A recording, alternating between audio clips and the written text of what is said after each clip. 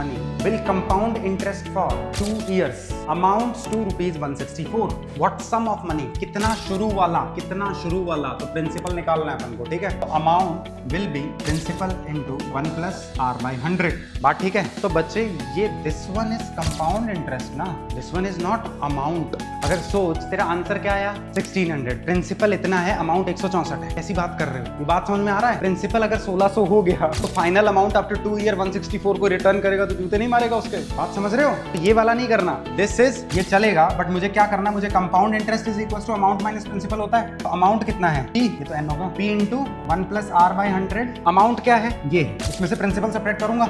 अब देखना प्रिंसिपल मेरे को निकालना है, उसे x मान रहा हूँ, चलेगा। अब मैं वो कॉमन ले लिया हूँ, तो 1 प्लस रेट कितना है 5 बाई 100, टाइम कितना है 2 ईयर्स, वो कॉमन लिया हूँ तो एक -1 ये रहा, अभी तक ठीक है। And this compound interest is given as rupees 164। Solve कर लो।